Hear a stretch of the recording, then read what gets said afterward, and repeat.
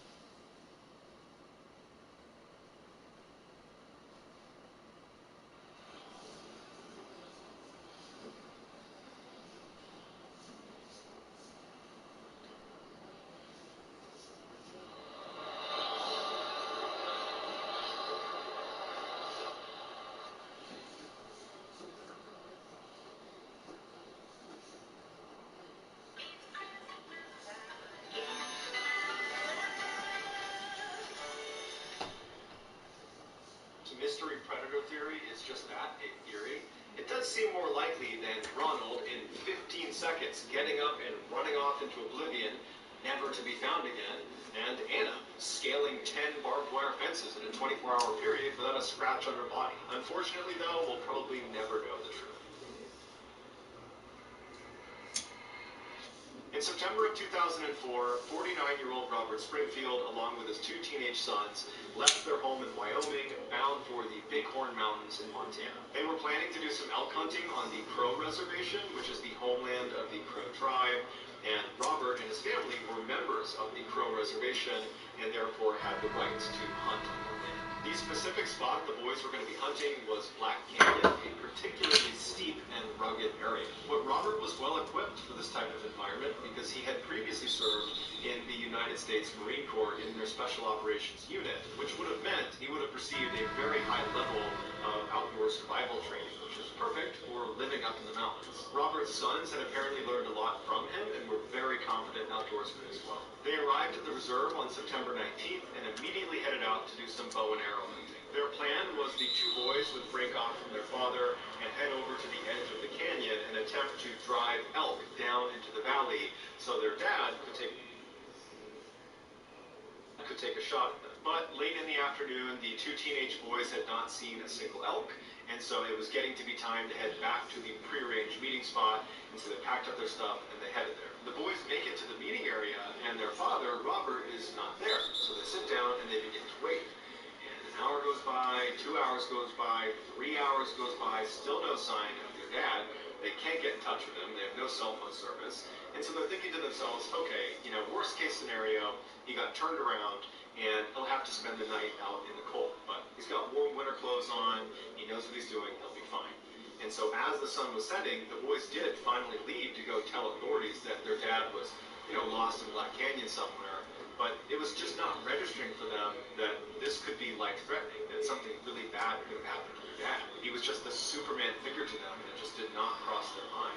Authorities launch a search that night that includes the use of helicopters with thermal imagers doing low flyovers of the entirety of Black Canyon. Thermal imagers pick up a heat signature, and so anyone that is alive.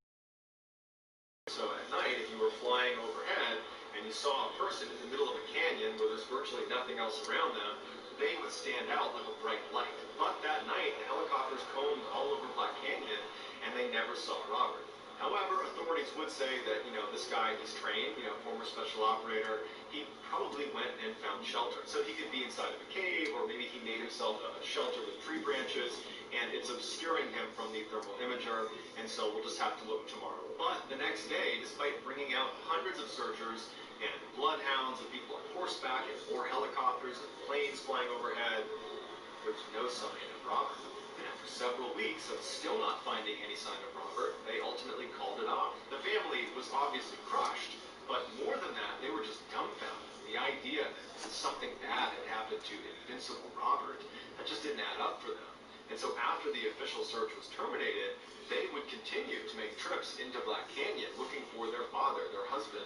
But unfortunately, like all the searchers, they never found any trace of him and eventually accepted that he was gone. 1 year later, in October of 2005, a hunter who didn't know anything about Robert Springfield or the fact that he had disappeared, this hunter is in Black Canyon, in the same area where Robert Springfield had disappeared, and this hunter is walking through this really dense forest. He's all alone, he's an experienced hunter, and he's not on a path, he's just kind of combing through the woods, and he starts to hear what sounds like a crow screeching.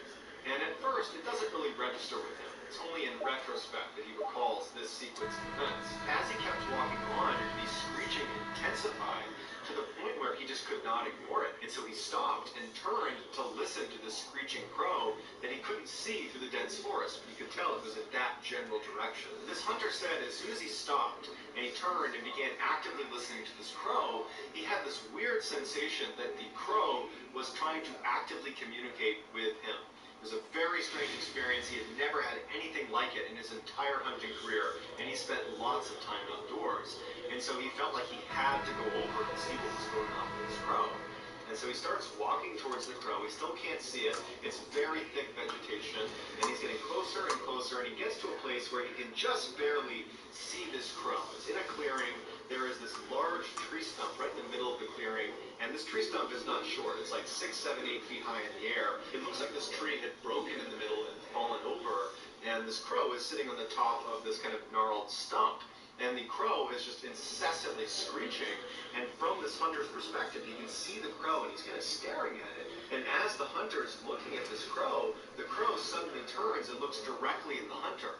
And it recognizes the hunter can see the crow, and the crow stops screeching, and is just staring directly at the hunter. And this hunter would say he felt so unsettled by the sudden behavior of the crow, because it was almost like confirming the crow was looking for him, and now he had found him, and he stopped screeching, was looking at him. The bird continued to stare silently at the hunter, to the point where the hunter felt compelled to walk out of the vegetation into the clearing to kind of confront the crow. And so he stepped into the clearing, and the crow the whole time is not screeching anymore, just looking at the hunter. And the hunter's standing in the clearing, and he looks at the crow, and the crow suddenly looks straight down. The hunter follows the crow's gaze down to the ground, and he sees at the base of the tree is a human skull. And the hunter's so taken aback by this, he looks back up at the crow, who's looking at him again, and the whole situation is so terrifying to this hunter that he just makes a note of where he is, and he runs. As soon as the hunter got out of the woods and was back in cell phone reception, he called authorities. Authorities showed up, and he showed them on the map where he had discovered this crow and this skull next to a tree. And sure enough, the authorities make their way out, and they find the skull right under this tree. The crow at this point is gone. When they walked up to the tree stump, they discovered it was not just a human skull, it was also a human femur bone right next to the skull, and then next to that was a set of boots that had been placed right next to them, neatly next to one another, and then next to that was a belt that had been tightly wound up and placed next to the boots, and then next to that was a jacket that was not folded, but was balled up, and inside of the jacket was a wallet containing cash and Robert Springfield's ID cards. The authorities launched a search in that area to look for the rest of Robert's remains, but unfortunately they were never recovered. Also, his bow and arrows were never found. The FBI was brought into the case because foul play was suspected, and they eventually determined that Robert must have been shot. And then they later recanted that statement and said actually he was hit by a falling tree. But if he was struck by a tree, then where is the rest of him? Wouldn't it have been in that area? And then why were all of his things neatly stacked? Certainly he wouldn't have done that after getting hit by a tree, so who neatly stacked his things after he was hit? And then also, where is his bow and arrows? But despite how improbable it sounds, that is the official theory, that he was hit by a falling tree. The family, along with many other people, believed he was attacked by someone or something up in those mountains. But if he had been attacked, his sons would have heard the struggle because they were in an area where sound carried really, really well. And if a person attacked him, why didn't they take the money out of his wallet? Also, where Robert's remains had been found was very close to where his original campsite had been with his two sons on the night he had gone missing. And so it was firmly located inside of the initial search grid, meaning had he been under a tree or been left for dead by some attacker in that area, he would have been found in those first couple of weeks that they were looking before the search was terminated. So the fact that he wasn't found means either hundreds of people didn't see him, including a helicopter with thermal imager, or he wasn't there until after the search was terminated. And if so, where was he? And perhaps the weirdest aspect of this entire case is the claim by this hunter that a crow apparently lured him over to this tree stump where he found Robert's remains. If you believe this hunter's story, and many, many people do, then do you really think it's a coincidence that all of this took place on Crow Reservation, home of the Crow tribe? I think not.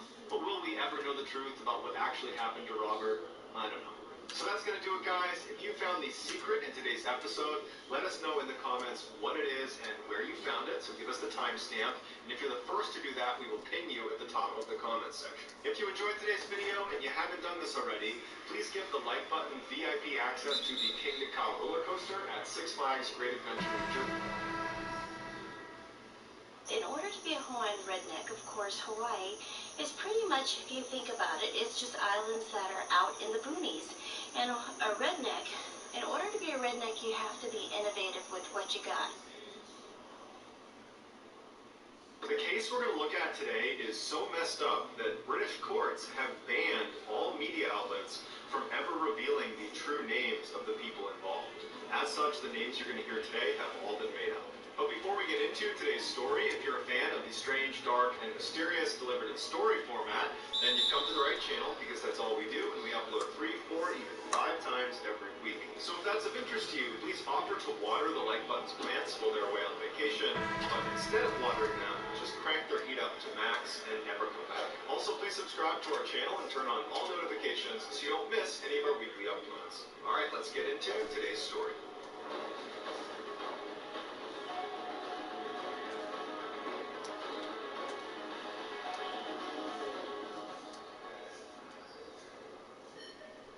On June 29, 2003, a 14-year-old boy named John and his best friend, a 16-year-old named Mark, were walking in this back alleyway behind a row of shops in Manchester, England.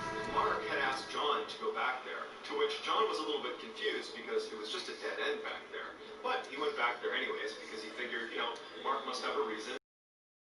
This alleyway when Mark suddenly comes to a stop. Then he turns to face John. John's looking at him inquisitively, and Mark just reaches out and grabs him by the shoulder before pulling out a huge knife and drives it into his stomach and says, "I'm sorry, bro." Pulls it out again, drives it into his chest before releasing it and letting John fall to the ground. As soon as John hits the ground, he looks up at Mark and he says, "You're killing me." And Mark says, "I had to do it. If you knew all the details, you would understand." And so after only a couple of minutes, John goes quiet, he's laying still on the ground, and Mark would stand there just waiting for about 20 minutes to ensure that John really was dead before calling authorities and claiming some madman had snuck up behind them and attacked his best friend. "You gotta send an ambulance as fast as you can." When the ambulance arrived, to Mark's horror, they were able to keep John alive. They were able to get him to a hospital where he nearly died twice on the operating table, but he ultimately would make a full recovery. And when John was well enough to speak, he would tell police that Mark is the guy who attacked him, but he had no idea why. When Mark was confronted with these allegations that he was the one who attacked John, he quickly confessed. The police thought, this is a strange case, but pretty open and shut, and they arrested Mark for attempted murder. When investigators began digging into the motive behind this attack, they, along with Mark, were not prepared for the totally bizarre story that unraveled. The judge in this case would say well-schooled fiction writers could not come up with the plot of this real-life story. And so this crazy story starts 4 months before the stabbing in February of 2003. In February of 2003, Mark was a 16-year-old student who was also a part-time dishwasher at a restaurant near his home in Manchester, England. Mark had okay grades, but even by his own account, he was nowhere near an academic. In fact, he was quite dim-witted.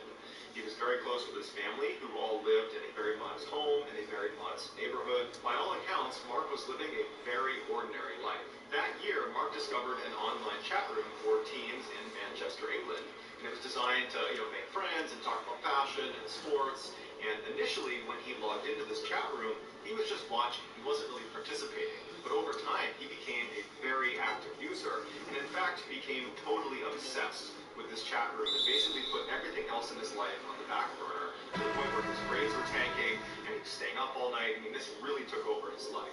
Also, in February of 2013, John was a 14-year-old student who lived in Manchester, England, but not near Mark, and at this point, he had not met Mark yet. He was incredibly intelligent and polite and charming, and he was an excellent, excellent student, and he went to a very, very prestigious school. But while John's academic life was going really well, his home life was kind of in shambles. His mother had a series of really crappy boyfriends that always left, and they always left her feeling very depressed. And it was just a very sad environment around his mother. And John, unfortunately, had grown up believing one of his mother's ex-boyfriends was his biological father. And even though this boyfriend had abandoned the family, John at least knew who his dad was. But it would turn out his biological father had actually abandoned him when he was a brand new baby, and he had no way of figuring out who his dad even was. John really wanted to escape his home life. He wanted to just live somewhere else, have an adventurous, happy life away from all the sadness and depression he was around all the time.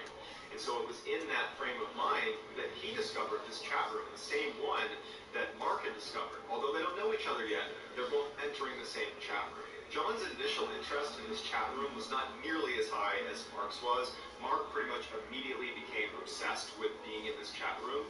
John was a little bit more reserved, but his mom purchased a laptop for him, which suddenly gave him 24/7 access to this chat room.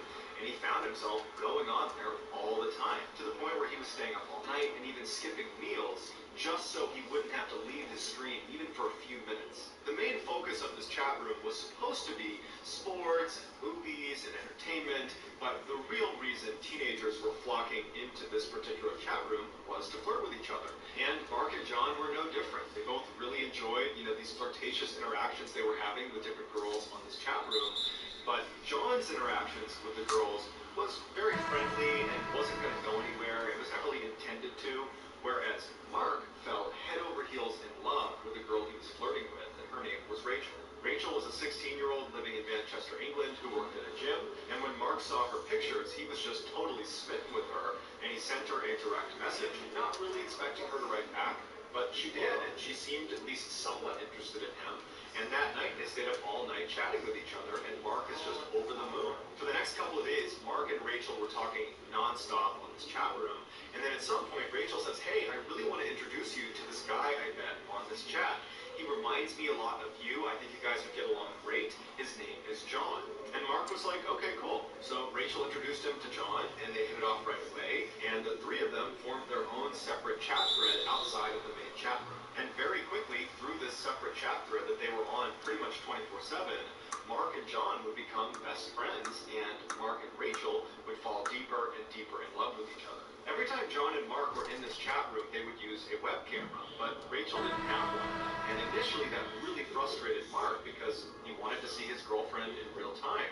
But she said she didn't have the money to get one, and then she said she was shy, and so Mark's getting frustrated. But she says, "Mark, come visit me. You don't live that far away. You can see me in real life in real time." And so initially Mark's excited, and he's talking to John about how excited he is to go see his girlfriend.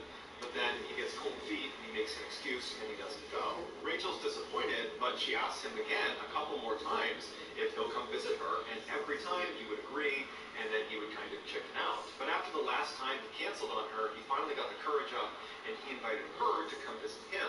And this is when she started getting cold feet. And they kind of went back and forth until they basically stopped asking to visit each other, and they just decided that their relationship was going to live online, even if there wasn't a web camera involved. About 3 months after Rachel, Mark, and John had started their own separate chat thread, a new user popped up inside the main chat room. It was a fairly controlled group, so it was pretty easy to tell when there were new people added, and this individual only wrote in pink text. So he stood out, his name was Kevin, and he told the group that he was a stalker and that he had a foot fetish. And the group thought this guy was pretty weird, but they figured it was just, some kid trying to get attention. They didn't think much of him. But shortly after Kevin's arrival, Mark would get a private message from Kevin that said, "I know you're Rachel's boyfriend, and I'm her stalker, and I'm going to hurt her." Mark didn't know what to do, so he just went to Rachel and he said, "Hey, I got this strange email from this guy named Kevin who says he's going to hurt you, and he's your stalker." And Rachel kind of made light of it and said, "Oh, just ignore that guy. I don't know what that's about." And John didn't know what to make about it either, so Mark just kind of ignored it. And then the next day, when Mark logged into the chat room, Rachel wasn't there. Now, Rachel always logged in at the same time that Mark did and that John did. It was very rare that she would be there. And so Mark asked John, "Have you talked to Rachel today?" And John said no. And then Mark went into the main chat room and he asked some people in there if they had seen Rachel or talked to her, and they said no. And that's when Mark went into his email and he had another message from Kevin. This message, again, was about Rachel, but this time Kevin is saying he actually has Rachel hostage, and the only way he's going to release her is if Mark lets Kevin look at his feet, because again, he has that foot fetish. And so Mark, interestingly, does not go to the police. He doesn't tell anyone about this. He just says, "Okay, I'll do that." And so Are you trying to get your jump shot? Kevin writes back saying, "Okay, I've released Rachel." Later that day, Rachel came back online and she thanked Mark for what he did. Lovely, She felt really bad that he had to be kind of humiliated in that way. My three's almost maxed out though. We need to see each other face to face. I want to apologize to you and give you a hug. And so All you need is that fucking jump shot. Finally in town together. But the next day, when Mark went to the rendezvous point, Rachel didn't show. In fact, after this missed meeting, Rachel never contacted Mark again. She just vanished. When Mark got back to his computer, he asked John, have you talked to Rachel? And he said no. And again, he went into the main chat room and he asked around, and no one had heard from Rachel. And then a couple of days later, Sucks I'm out of weed. silence from Rachel, and Mark's really upset about this. Says sucks I'm out of weed. Passed around in the main chat room about how apparently one of the members of this chat room abducted and killed another another member of the chat room. And Mark's thinking to himself, no way, that can't be about Rachel. But almost immediately after this rumor was kind of announced on the main chat, people started chiming in that they think it could be Kevin, the guy who writes in all pink, the guy who claims he's a stalker, and this girl Rachel, because they had both logged out around the same time and had not logged back in again. They were the only ones in this chat room that were that inactive. And then after that, dozens more users were commenting that this was actually true, that Kevin had indeed abducted Rachel and killed her. They'd heard about it in other chat rooms, in school, and all of a sudden, Mark's reality is just coming crashing down. He feels so guilty that he probably could have done something to stop this, and he didn't. But then, interestingly, even though Mark was devastated, just crushed by what's happened, he just continued to log into the chat room and acted like nothing had happened. And John picked up on this strange behavior and began kind of delicately asking him, like, are you doing okay? But Mark made it clear he did not want to talk about it. And over time, the rumor about what happened to Rachel and Kevin just kind of left the chat room, and it just seemed like people moved on, including Mark and including John. Over the next month, John and Mark's relationship really strengthened. They continued to speak in that private chat, now missing Rachel, so they were only interacting with each other in there, and they even began meeting up in person and hanging out in real life. About a month after Rachel's disappearance, a new person popped up in the main chat. It was a woman. Her name was Janet, and she wrote in all capitals, and she reached out to Mark. And she said to Mark that she was a mother of two, she was married, she was 44 years old, she was a real estate agent, but secretly, she was a spy for the British Secret Service. And in fact, she was the third most powerful person in all of Britain, and she was contacting Mark because she was sent to recruit him. She told Mark if he agreed to work with her, not only would he become an agent like her, he would become fabulously wealthy, and he could be her boyfriend. Now, of course, to an adult, this sounds preposterous and sounds like an obvious scam. But you gotta remember, Mark at this time was extremely vulnerable. He's just lost his girlfriend under very suspicious circumstances, but no matter how it happened, she's gone, and he's still grieving her loss privately. And he's just not a very bright person, so he's kind of primed to be taken advantage of. And she was promising him all the things he wanted in life: status, money, romance. And so even though he didn't necessarily believe everything Janet was saying, he wanted to believe her, and so he went along with it. He did not tell John about his interactions with Janet, perhaps signaling that he didn't fully believe it and was maybe embarrassed to give away details, but we don't know. As soon as Mark told Janet he was prepared to work with her, she made him swear an oath through the chat, and then told him he would need to go to London for initiation, where he'd be meeting the Queen, amongst other dignitaries and officials. At this point, Mark asked a couple of qualifying questions, namely, how would I explain to my mom that I was just going to suddenly leave for a couple of days in the middle of the week and miss school? I have to give her a reason for that.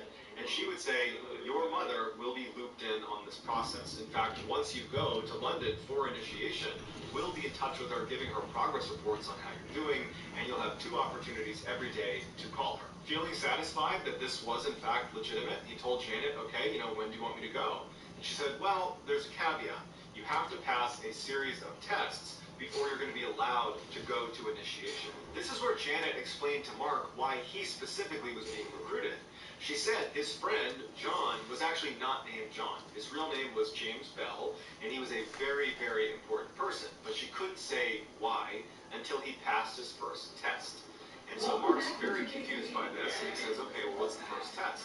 And she says, well, you need to demonstrate you can protect your friend, James Bell. And so I want you to escort him from his school to his dentist appointment tomorrow. You're going to be his bodyguard for 1 day, but you can't let him know you're his bodyguard. He can't know that you know his real identity. So if you can do that successfully, when you get back, I will explain to you why he is so important.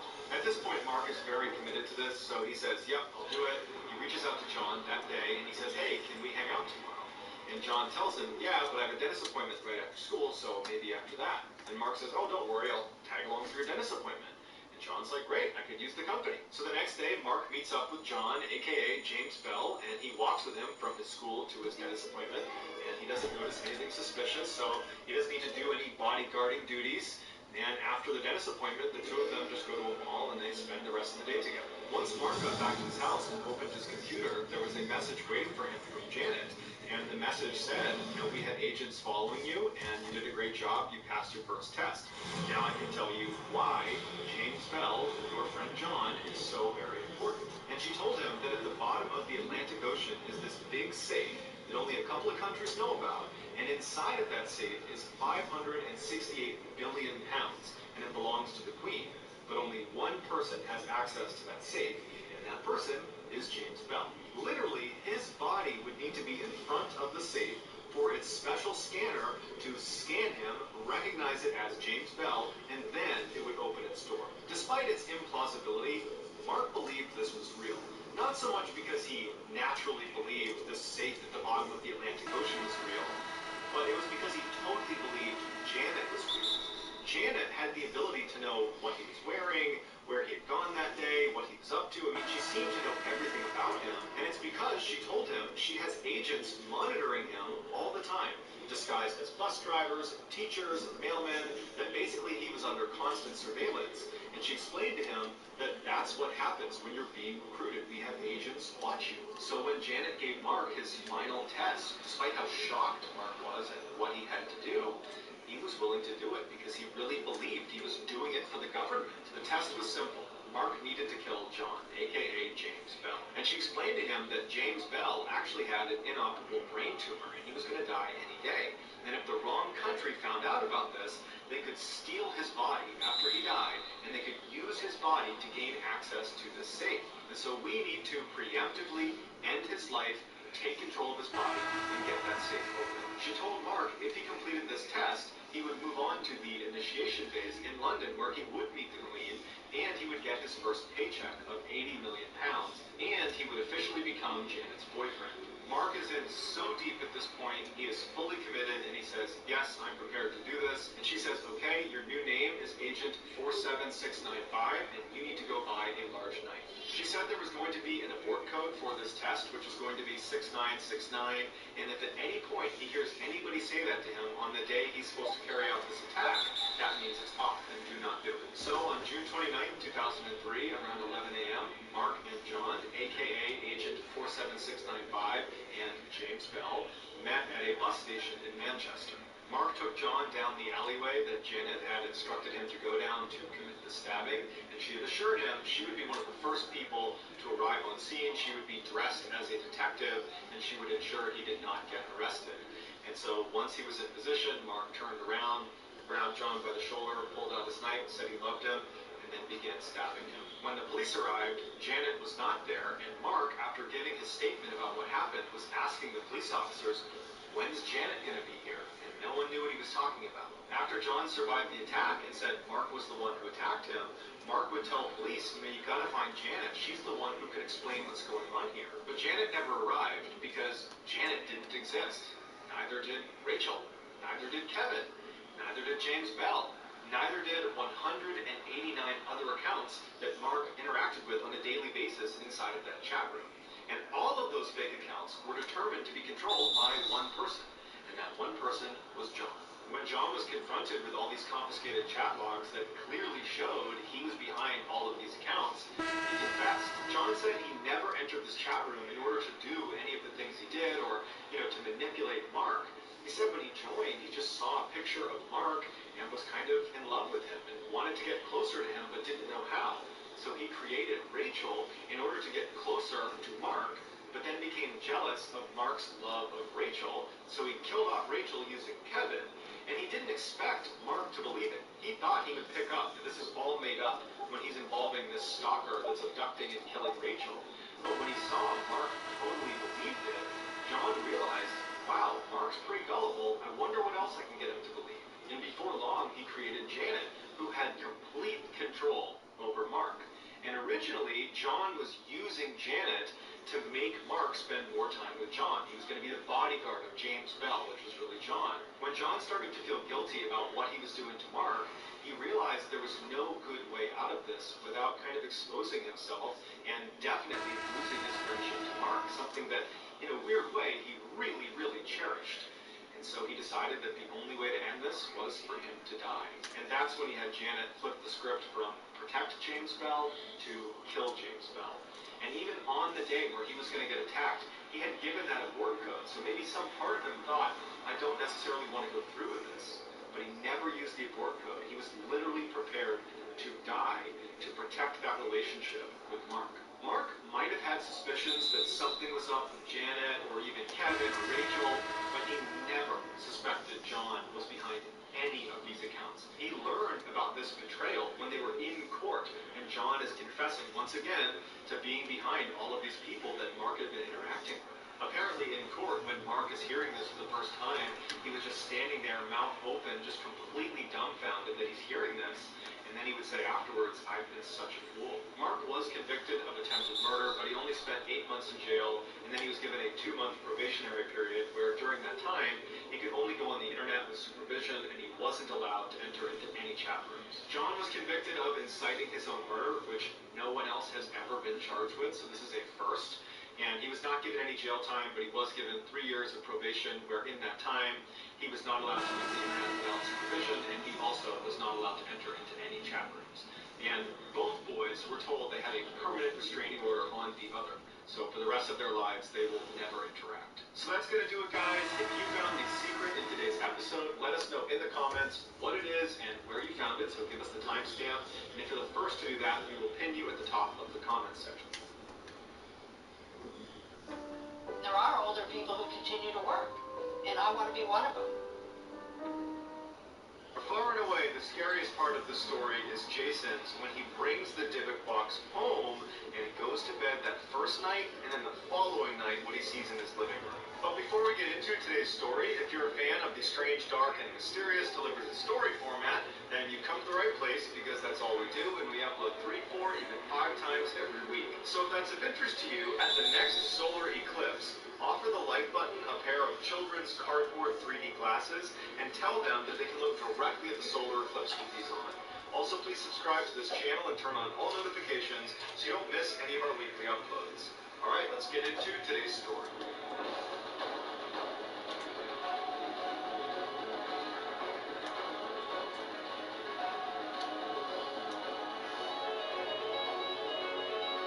In 2003, Kevin Mannis owned an antique shop right in downtown Portland at the base of the Burnside Bridge, which is considered the gateway to the city. Because Kevin owned this antique shop, he was always at yard sales and estate sales, looking to find the next thing he could sell at his shop. And so one day there was this estate sale over at this woman's house. She had just passed away. She was about 103 years old. She was a Holocaust survivor, and her estate was being sold. And so he goes over to the house and he sees the way they're selling all of her items is by bundling them in different lots. So depending on what item it was, they'd be bundled with similar items and then sold as a package. So the people there would be bidding on the whole lot. They couldn't buy individual items. And Kevin had his eye on one particular lot called Lot 29, and Lot 29 included a couple of small tools that he wanted to sell in his shop, and it had this mystery box, and that's exactly as it was labeled. It just says mystery box on it, and he was intrigued by it, and so he placed a bid on Lot 29, and ultimately he won the bid, and he was really happy about it. So he takes the contents of Lot 29 and he wheels them over to his car, and as he's loading stuff into the back of his car, someone behind him says, "Oh, so you went with the Dybbuk box, huh?" And Kevin, in his head, went right back to his childhood, because growing up, he had always been scared of Dybbuks, because a Dybbuk is a malevolent spirit in Jewish folklore, and Kevin was Jewish, and so his parents used to say, "Oh, you better not do that, Kevin, or the Dybbuk's gonna get you." And so he grew up terrified of Dybbuks, and so his interest is piqued. And Kevin turns around and he says, "Did you just call this box a Dybbuk box?" And the woman's like, "Yeah, and my grandmother was terrified of it, and she said no one could ever open it." And Kevin turns to look at the box, and it's about 2 foot high by 1 foot wide, and there are these little doors that swing open on the front, and then on the bottom there's a drawer that comes out, and there's one lock that sits across the 2 doors, and it's currently locked with a little padlock. And he looks up at her and he goes, "Why can't you open it?" And the woman just says, "We never knew, but our grandmother would always go every time we said the word Dybbuk." And so it was weird enough that we just never asked any questions and we stayed away from her Dybbuk box. Kevin agreed that was pretty weird, and he finished loading his car, shut the trunk, said bye to the woman, hopped in his car, and he drove away. And he never really gave it a second thought. At this point, he's not thinking the Dybbuk box is anything malevolent. He thinks it's just some random chest that he won at an auction. Kevin drives back to his antique shop, and he begins unloading all the things he won at the auction. He brings them inside, and he brings them downstairs, because the top floor, the main floor, was really where he sold things. When he got new items, he would bring them downstairs to his warehouse of sorts, which was much bigger than the first floor, had lots of rows of shelving, and had a workstation down there. He would ice them and get them ready before bringing them back up. And at some point, he brought the Dybbuk box in, and he brought it down, and he put it on the back table. He was about to just leave it there and go back upstairs when suddenly he became really curious, and he really wanted to open the Dybbuk box. And so he goes over and he kind of yanks on the front two doors. He doesn't want to damage it. And you can tell this lock is relatively new, and it's not just going to come off. And so he doesn't have the key to it, and he doesn't have a way to clip the lock. And so he takes a screwdriver, and he basically wedges it underneath the actual metal clasps that are attached to the wood. And he slowly kind of bends it up and bends it off and pops it out of the wood. And as soon as he does that, the doors swing open, and there's like a mechanical device inside of the Dybbuk box that activates the drawer. Basically, anytime the door's open, the drawer also opens at the same time. And Kevin remembered thinking how silly it was that this kind of old, crummy-looking wine closet had this fairly complicated mechanism inside of it that still worked. Inside the Dybbuk box were 2 pennies from the 1920s. There was a used candle. There were 2 locks of hair. There was this small tombstone that said Shalom on it. And there was also a small wine goblet that was inside. And that was it. And Kevin immediately thought, well, this is just some older woman's keepsake. And these things maybe have sentimental value to her, but they don't to me. And so he shut the Dybbuk box, pushed it to the side of the desk, and walked upstairs and didn't give it another thought. Kevin had one employee at the antique shop. Her name was Jane. She was a younger woman. She was an incredible saleswoman, and Kevin thought very highly of her. And so the day after he had brought the Dybbuk box into the antique shop and put it downstairs on the desk, he needed to run out and do some errands, and so he put Jane in charge of the store. And so Kevin leaves, and Jane locks the front door to the shop behind Kevin because she needed to go downstairs and get a few items that she wanted to bring upstairs to sell that day, and it was before opening time. So the front door's locked, no one else is inside the shop, and Jane goes down into the basement. Once you went down the wooden steps into the basement, you'd be looking out at this huge room of all these industrial shelves that run the length of the room where they would keep their antiques and other valuables on. And the lighting down there was never that great because they used these long fluorescent tube lights that at best cast a kind of subtle yellow glow on everything. They were not particularly bright, and it was a real pain to actually go up and change them because you needed to place a ladder. But the ladders were not perfectly aligned with the lights. You basically had to reach over the shelving where all the antiques were, and you ran the risk of knocking things over.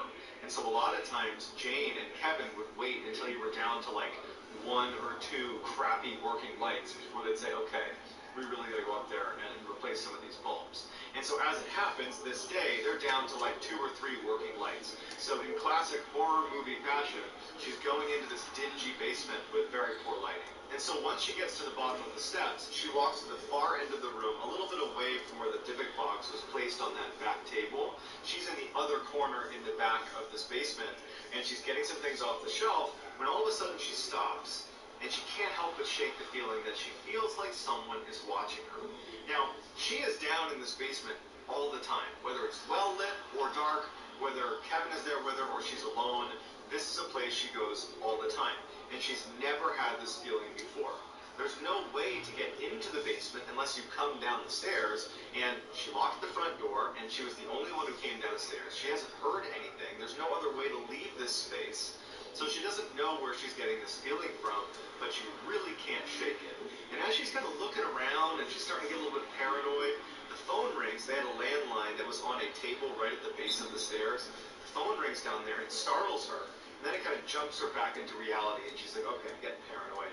And she walks over and she picks up the phone, and it's actually her friend who was planning on coming by the antique shop that day. So as they're chatting, Jane hears what sounds like a broom. Imagine a push broom is lined up against the wall, and then it falls over. The sound that the wooden stick would make as it hits concrete. That's the sound she hears as she's on the phone. And it startles her again, and she goes, hey, let me call you back. She hangs up on her friend, and she's looking out. And because the lighting is terrible from where she is, she's now at the foot of the stairs looking down all these rows, and she's heard that stick land on the ground on the far side, back where she had been originally.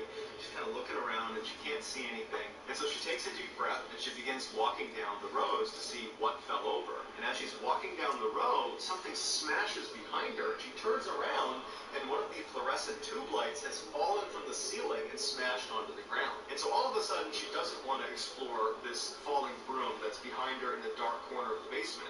Instead, she's ready to leave. And And so she starts walking back towards the stairs to get out of here. And as she's walking down one of these rows, a wooden chair that is on one of the shelves comes flying off of it and lands squarely in the middle, blocking her path. And there's no way this could have happened unless someone pushed this chair. And suddenly she thinks, someone's down here with me. And she screams and she hurdles the chair and she runs to the steps. She starts running up. And to her horror, there is a metal door that locks the basement at night. So if someone were to break in, it's another layer to protect the store from thieves. And it was shut and locked. It can only be locked from the outside and with a key. So there's no way she would have done this by accident. And now she's freaking out because she's trapped in the basement with some person running around, pushing chairs over and breaking lights. And so she grabs the gate, she starts shaking it, she's yelling for Kevin, thinking maybe he came in and forgot I was down here and shut and locked the gate. She's checking over her shoulder, looking down into the basement, and she starts hearing more lights falling off the ceiling and shattering on the ground. She is in absolute panic mode. She's just waiting for someone to come bounding up the stairs towards her. She has no idea what to do. She pulls out her phone and she calls Kevin. Meanwhile, Kevin is making his way back to the antique shop. He's only a couple minutes away, and he sees his phone ringing that was sitting on the passenger seat. He picks it up, and it's Jane, and he answers, and immediately Jane is hysterical, and she's screaming that someone's in the antique shop, that's breaking things, and Kevin's like, slow down, what's going on? And all he can hear in the background is the sound of what sounds like glass shattering, and things falling, breaking. And he's like, wait, what's going on? Are you okay, Jane? Like, where are you? And he hears her say, someone's in the basement. And he goes, where are you? And she's like, I'm in the basement. And he was like, get out of the basement. Call the police. But as he's trying to get her to do that, the phone cuts out. Kevin was only about a block away from the shop, so he floors into his shop. He parks outside, and he's thinking to himself, what am I walking into? Is there going to be like an active burglary going on? Is she going to be held hostage? Like, are the police going to be there? But he just knows he needs to get in there to Jane. He gets to the front door, and it's locked. So he unlocks the front door, and he goes inside, and it's silent. He's looking around. There's no damage to the first floor. There's no damage anywhere. And he yells for Jane. There's no answer from Jane. And he starts walking kind of tentatively through the store towards the back. And he gets to that door leading down into the basement, the same one that Jane couldn't open when she ran up the stairs to get out of the basement. And he looks at it, and Jane's not at the top of the stairs anymore. And he's thinking, I didn't lock that door, and I'm the only one with the key to lock that door. How is it locked right now? Does Jane have a key that I don't know about? And why would she lock it? Does that mean Jane's up here somewhere? Is that what happened? And he's like, Jane, come out. Did you lock this door? But Jane's not on the first floor, and their first floor is very small. And so he thinks, okay, she has to be downstairs. And so he opens up the gate, he swings it open, and he starts walking down the steps. And he's really cautious as he's going down because, again, he has no idea what he's walking into. He hits the lights, but the lights don't work down there. And as he starts to bend around the corner where he can actually see into the basement, he sees Jane sitting at the chair right next to that table where that phone is, and she's just sitting there kind of stunned. And he goes to Jane and he's like, what happened down here? And he glances out quickly at all the rows, and he sees all this furniture that's come off the shelves, and there's glass all over the ground. And he's looking at Jane, and Jane's just showing no reaction. She's sitting there like she's in shock. And he turns to Jane again, and he says, come on, you gotta tell me what happened down here. And Jane just goes, I don't know. I don't know how to explain what happened down here. I was walking down the row, and then I felt like someone was watching me, and then things are falling off the ceiling and the shelves. I've never seen anything like this before. Now, at this point, Kevin's adrenaline is through the roof. He came charging in here thinking Almost you can 80 have to save Jane from some person breaking in and breaking stuff. But as far as he can tell, there's no one here but Jane. And so he decides he's going to take a flashlight because either there's someone here or Jane did this. So he grabs his flashlight and he starts walking around, and all he sees is a bunch of broken glass and some furniture that's come off the shelves and a couple other things that are on the ground. But other than that, there's no one down here, and there's no other way to come in or out of here besides the stairs. So after Kevin is certain that no one else is here, he turns to Jane, and he regrets this now. He says in an interview that he feels trying to horrible upload a about this now, video but from my at the time, PlayStation to he's thinking to YouTube, himself, and you it's know, saying it this had to uploaded, have but been it Jane. ain't working. Who else would have done this? Like, it I don't know ain't why showing she up? did this. Yeah, it ain't showing But up. there's It'll no take one a else while. here. And he To goes, show Jane, them on my did you do channel? this? Yeah, it'll This take is a what while. Jane's Shut up supposed on to your do. phone. Because before she was in shock. Every now time she's I mad. She upload, goes, yeah, it takes Kevin. forever. And she leaves. And she doesn't say another word to him. And I did it twice.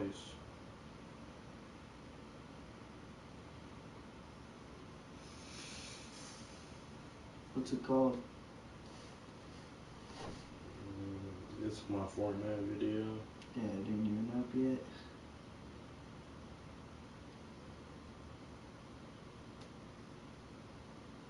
You have 3 videos up.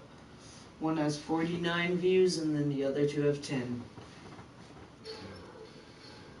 I only have to upgrade my 3 one more time and it's at 88. Yeah, I wonder how long it's gonna take. I wonder if it's even gonna work. That's good. It should eventually. It's like you did this Fortnite video I made a long time ago.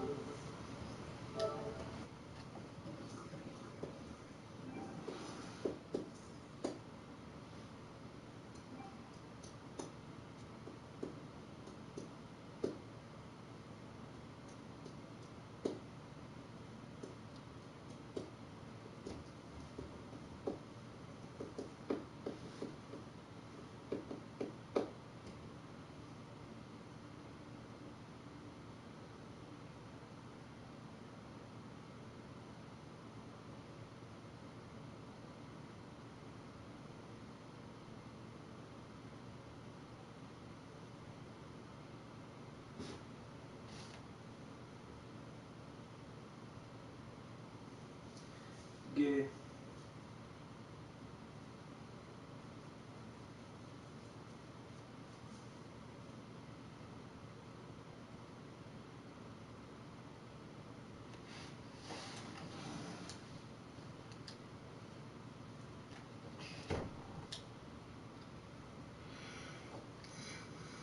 Oh god. Are you playing my part? Nope. No. Yeah, I am. Hurry up! I was trying to get the video on. It'll probably upload in a little. It's uploading.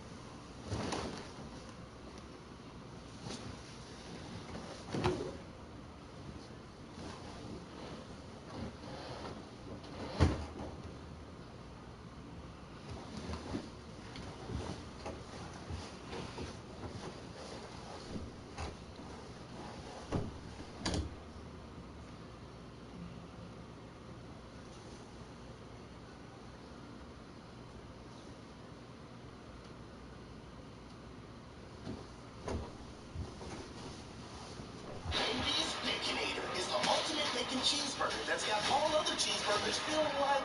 And now for the Breakfast Baconator, we're shaking and waking up your breakfast, bringing that big bacon energy all day long. So get to Wendy's and always be baconated. Alright, what's up guys? Welcome back to a brand new video. I don't even need to say it anymore, but I'm going to say it anyway. We're back on Omegle. Today, doing Omegle, but all I do is stare. Part 2 of part 1, I said 10,000 likes, and I'll do a part 2, 15,000 likes. You guys crushed it, so you know what? 15,000 likes on this video, and I will do a part 3. The man has returned himself. We're back with Monkey Man. Hello, I'm back. I missed me. Yes. Oh, hold on guys, real quick before we continue. I know a lot of you guys who watch my videos love to play video games, but some of you don't have an amazing PC to run the games that you want to play. If that's the case, I have the perfect solution for you. Today, I am teaming up with Boosteroid.com. Boosteroid is a cloud-based gaming platform, which is perfect for you if you don't have a decent PC to run games. There is no need to download anything. Boosteroid works just in your browser, and you can even play on your phone. Now, with improved coverage in the UK, Spain, and France, if you live in Europe, this is the best place for you to game. All you have to do is simply test your internet connection on the site before you buy, and for as little as €9.98 a month, or for €16 a month for a year, it really is an amazing deal. After that, you now have access to an extensive library of free and pay-for games, which are constantly updated with fresh and popular releases. So with that being said, go click the link in the description, sign up, and get a 3-day free trial to get started. Let's just get straight into it. Behind you on cause. You like it? Hey Josh, you like it? Are you okay? He just left. I felt quite bad. He was a good guy. It's you again.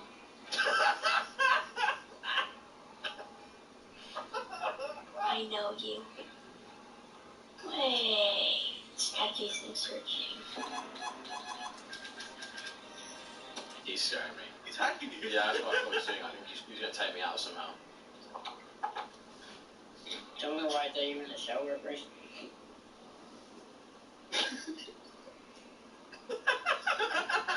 It just is so awkward. Like, it literally is so awkward. He was like, tell me I'm in the shower. He's the one that had water in the background. Did you hear it? I didn't have any of that. It was him, not even me. Nice hair. What? I mean, I take it as a compliment, like, but still, like, what? Your house looks very clean. Nothing that no. She's not having it. She wasn't. I appreciate the compliment. I'm getting some compliments in my hair, now my house. What's up, Shawty? What's wrong? You afraid of the slap? Whoa, you got those cool designer little monkey cool things that are worth like 30K. Are those like the real things? Like the real, like the... Dude, how did you start a dropshipping business? You definitely did. How did you get the money to buy those, dude? Just bought it? You look like a content creator, I'm not gonna lie. You are a content creator? You know, I'm not gonna ask for your YouTube, but that is very cool that you got those things, man. Keep up the grind. You look like a grinder, I can tell. So keep up the grind. I'm literally shaking my head. Yeah, Check this out.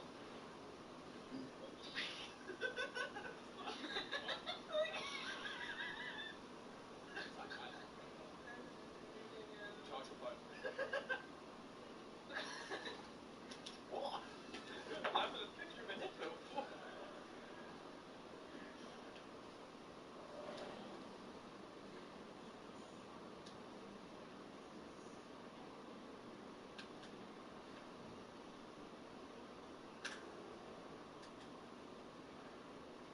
Oops.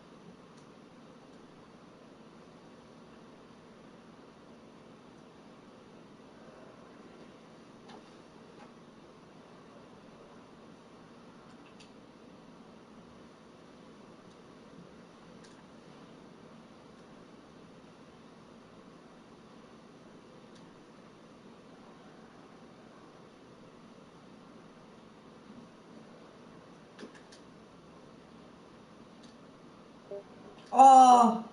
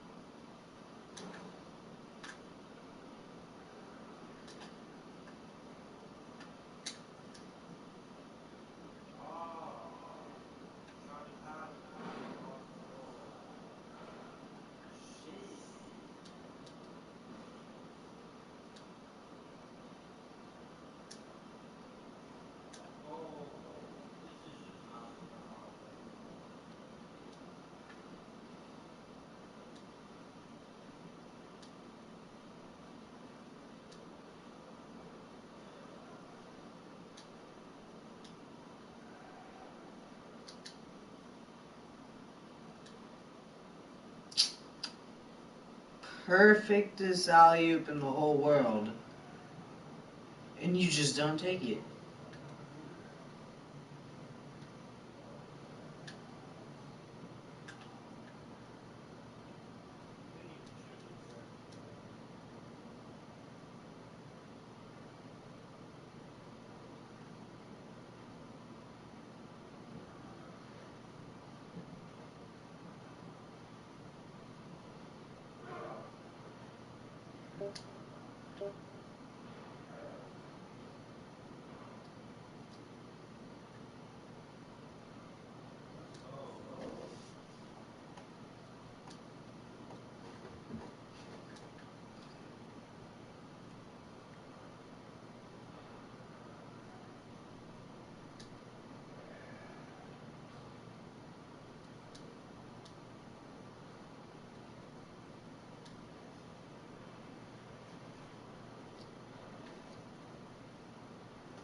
Sprite.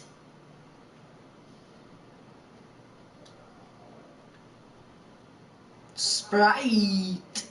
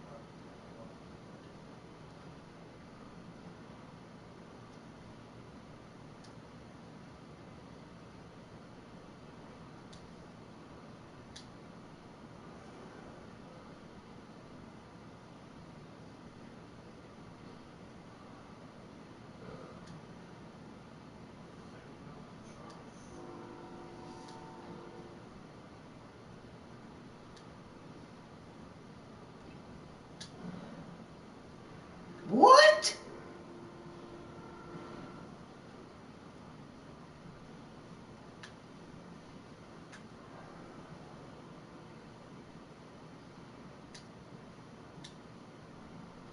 How is that not a steal?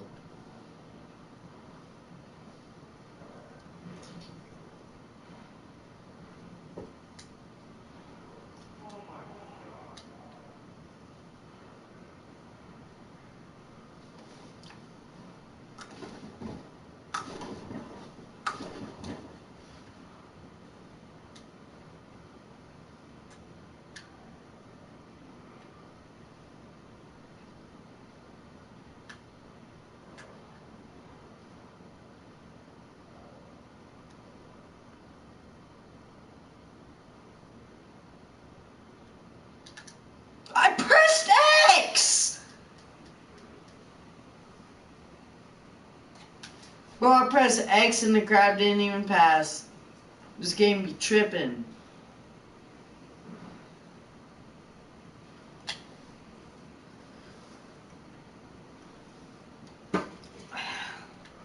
This game be mad tripping, bro. We need a center, a good center. Like in 90. A center.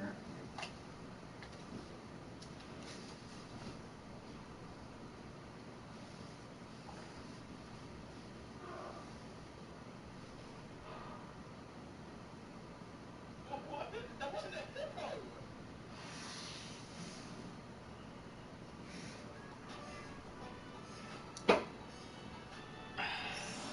Playmaking badge! Alright, what's up guys? Welcome back to a brand new video. We are back on Omegle, like always, and today we're doing Omegle, I Can't Skip Anyone, part 4. You guys are loving this series. I'm not even joking, the support on this series right now is literally insane. I can't thank you guys enough. But I asked for 20,000 likes on the last video, okay? 20,000 likes, that's a lot of likes, alright? We hit... How many likes should I ask for on this video? 25. We'll get it again, 25,000.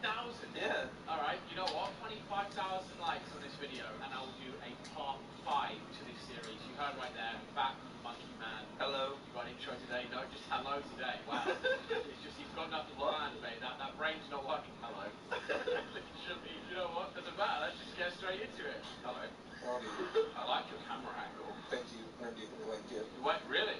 Yeah, I'm very potent. Would you like me to warm you up? Yes. I can't. Hey, room for another one? Where are you from? I'm from the UK. Where are you from? California. Yeah. Nah, I mean, that's cool. It's just, you know, there's a lot of famous people out there, so you're famous, right? I wish. Why do you wish that? I don't know. Have more money, I guess. Just because you're famous doesn't mean you're rich. You could be well known but not have money. That's true. So what would you rather have, money or fame?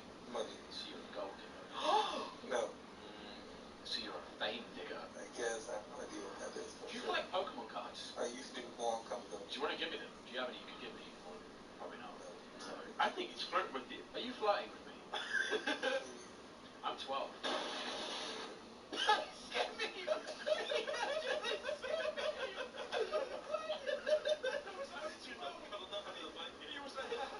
He literally just like hello.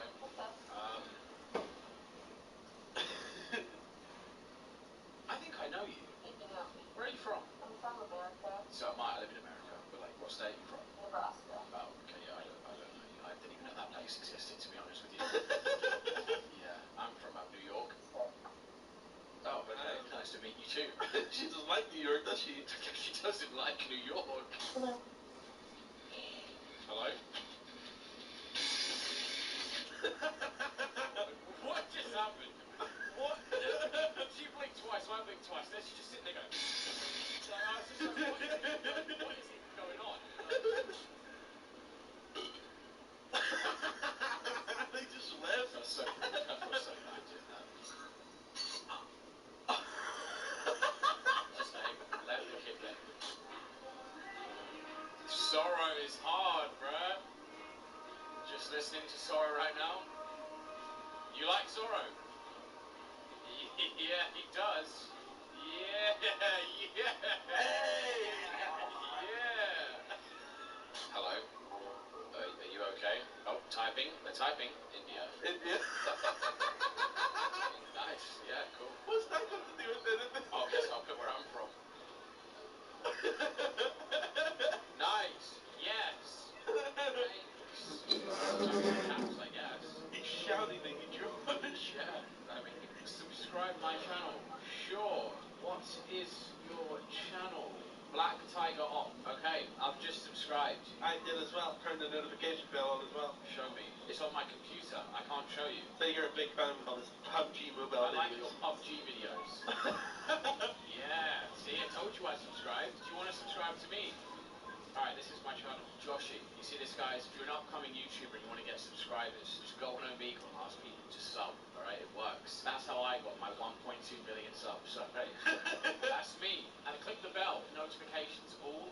Nice. Make sure you guys will do that as well. Alright, that's great. Thank you so much. He gets to leave. Bye. It's gonna be awkward, like. I just gonna leave. I think he's just gonna forget. Like. Bye. Okay. Oh, Oh, yes, do that. for a second, I was like, you went.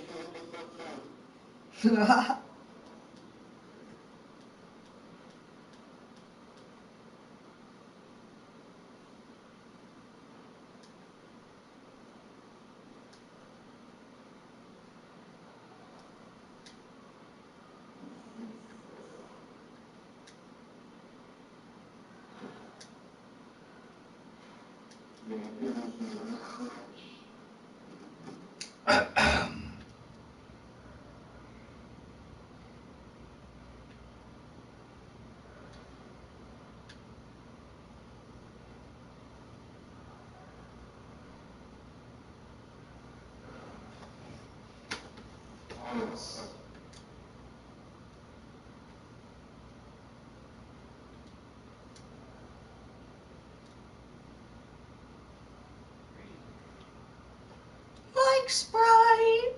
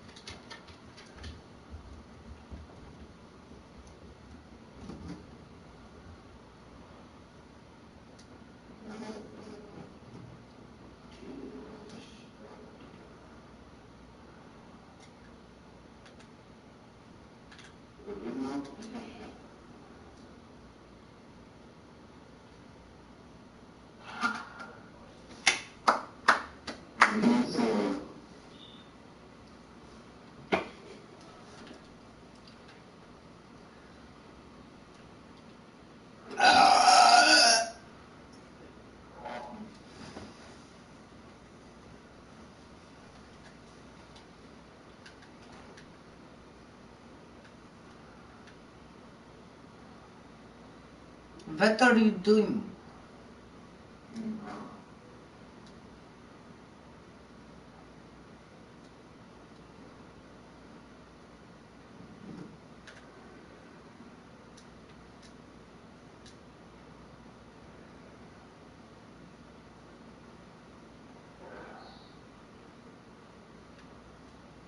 You can't shoot.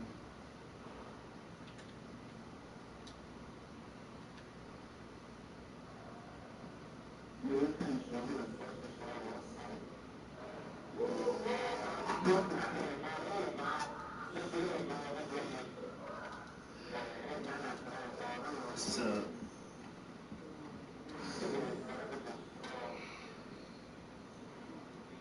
you still can't shoot.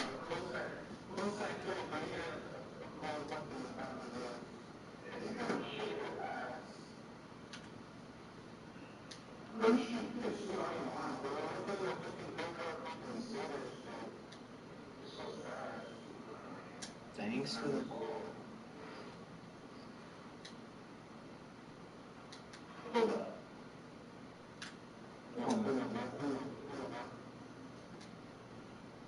He did.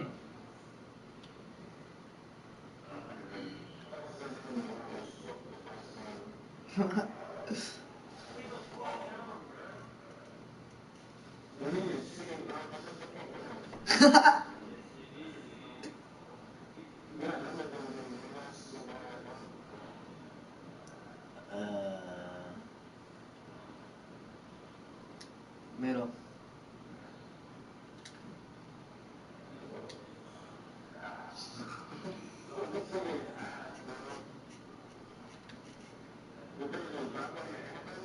And he can't shoot.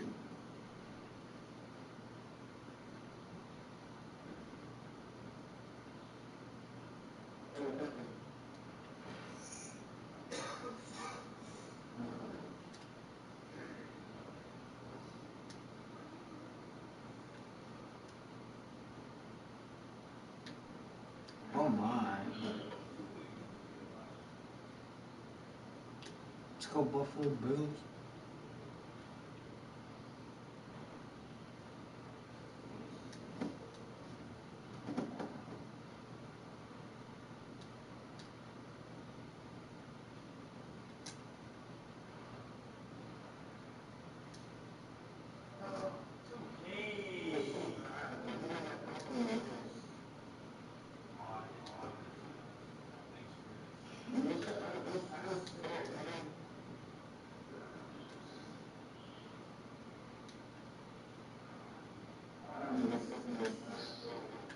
I didn't even press it there. You just gave the ball to me.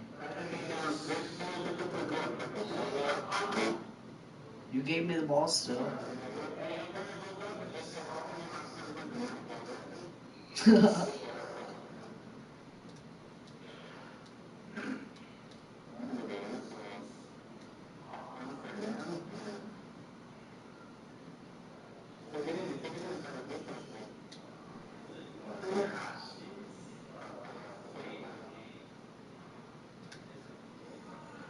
If I had my old build, if only I had my old build.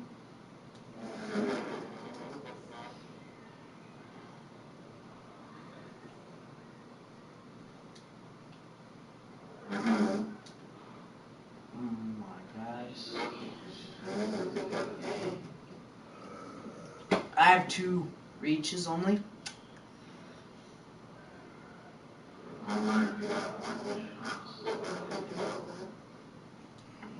Want a cookie? Is you still fun to cookie? With a cookie? With a cookie?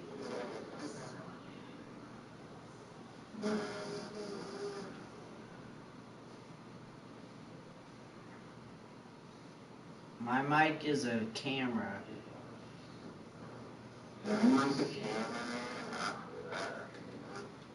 A VR camera.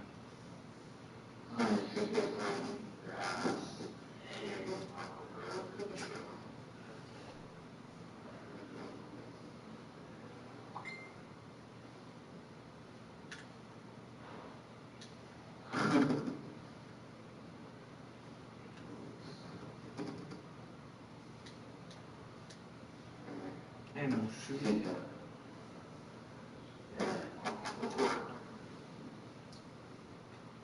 Hop on the court. You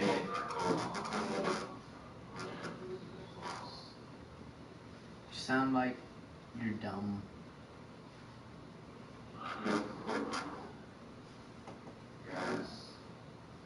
No, you?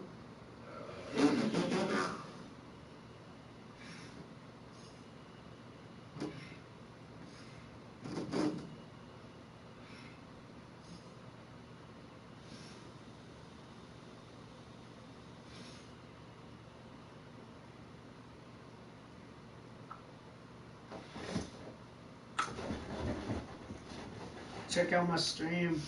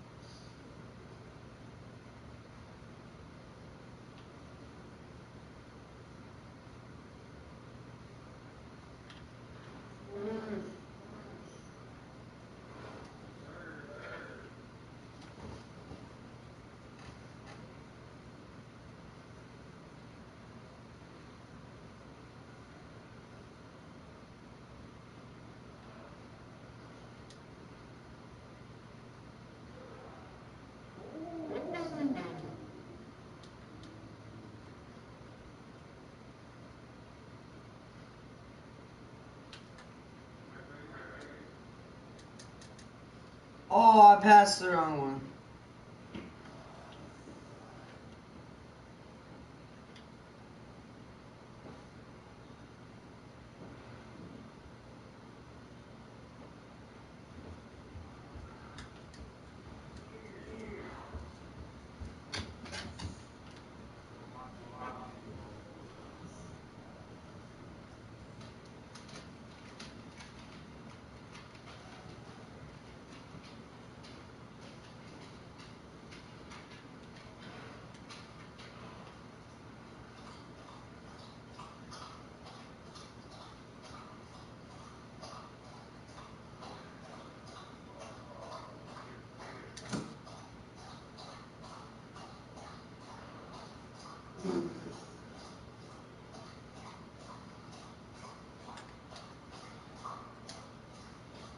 What?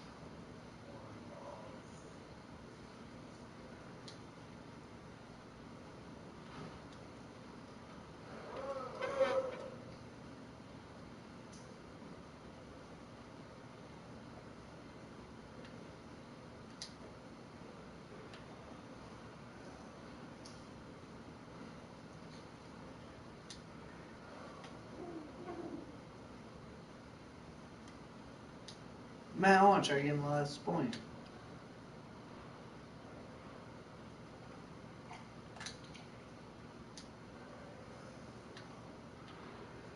Trey.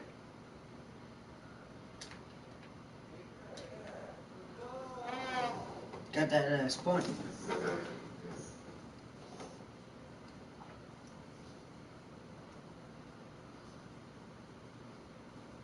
Just from being happy to just staring at me like that, like. Because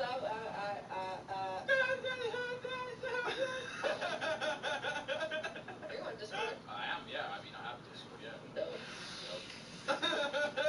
Every time we talk to someone, yo, I'll catch you later. Yo, what's up, Lil Huddy? Ah, famous. Lil Huddy. Yeah, you Lil Huddy. Yes. I like your TikTok dances. Thank you. How to do the renegade? Can you show me the Renegade? I don't know. What the renegade? What do you mean you don't know? I've watched you do like 10 plus videos on it. Sorry, I'm sorry. Please forgive me. Don't forgive him. You're wearing a lot of jewelry just for someone who's sitting indoors on their computer. Thanks. I mean, sure, you're welcome, I guess. This is awkward, like. Yeah, I am. Ooh, thumbs up for British. Yeah, this is fun. You can. Yes! I was about to say, you can leave if you want. Yeah, he's a nice guy. I wasn't trying to be rude. I was just wondering, right? I don't know why. It's just that e-boy look. You know, they just wear so much. Yeah. I just don't. Like, if you're going out, fair enough. But if you're in your house, you don't need to put on 8 chains and 6 rings. Like, you don't need to do that if you're just on your computer. That's. Yeah. Oh my gosh, is that a chicken? Kylie Jenner. Is that a chicken? Damn. I like your hat. You're welcome.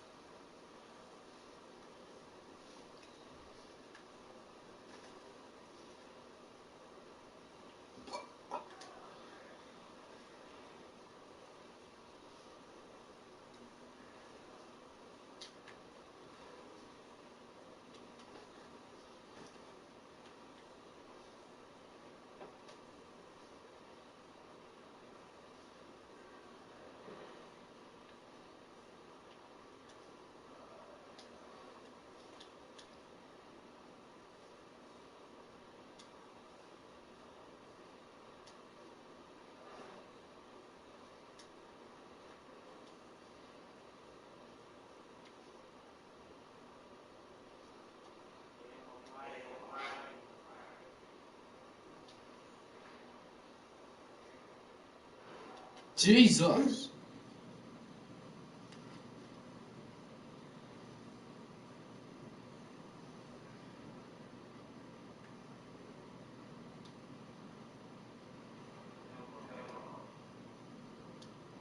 Hey.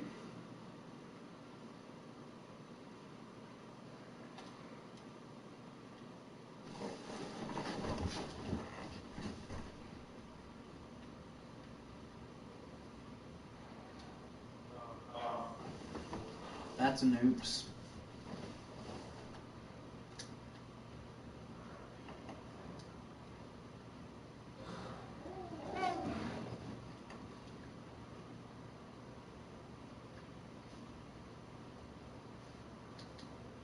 Tanner letting y'all.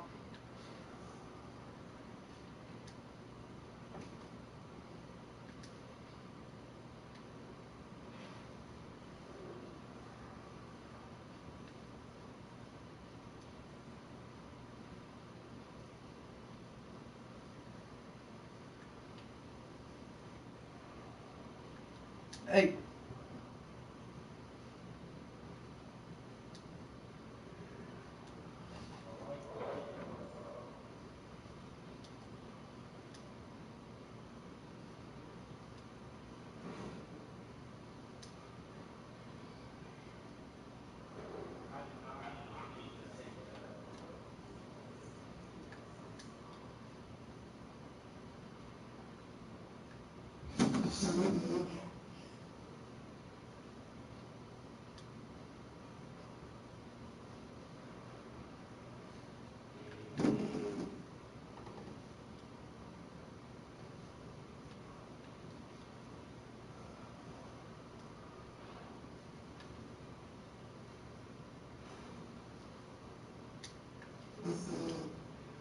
Yes, sir.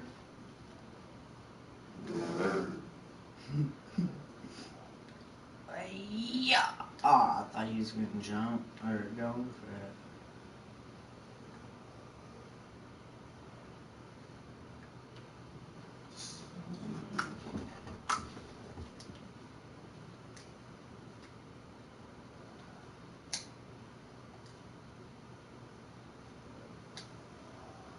That was just 2K.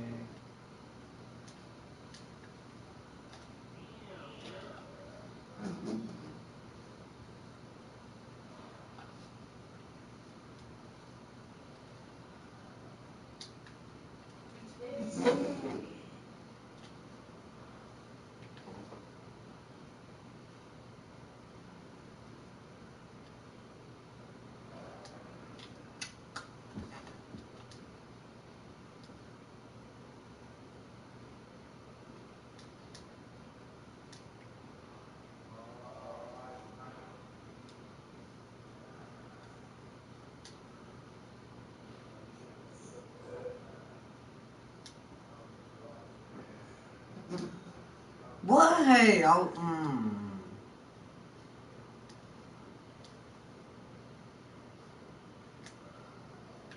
Oops.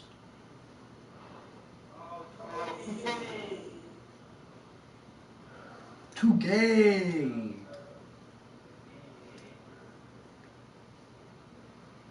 Gotta hit a 3.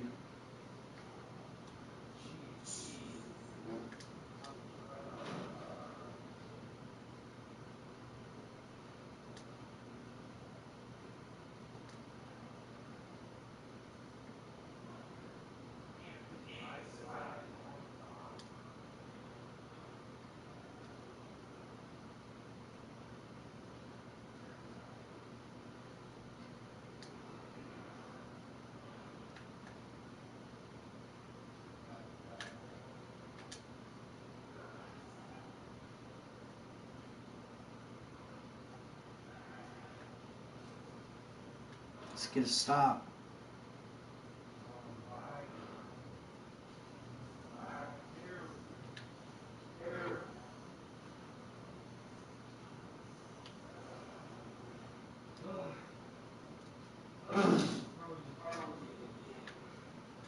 Why did it take that? Never mind.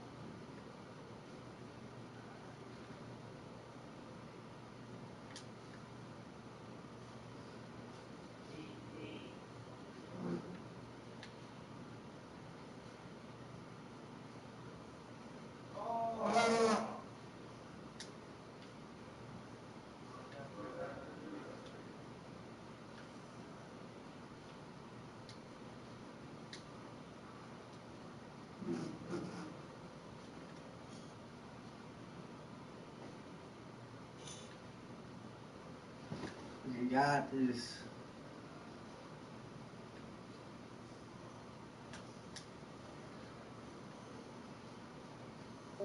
No!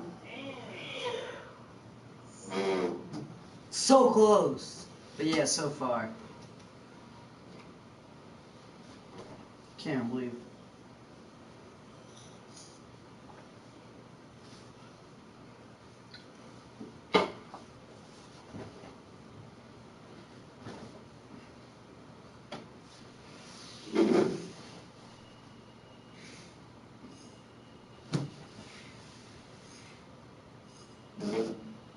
Okay.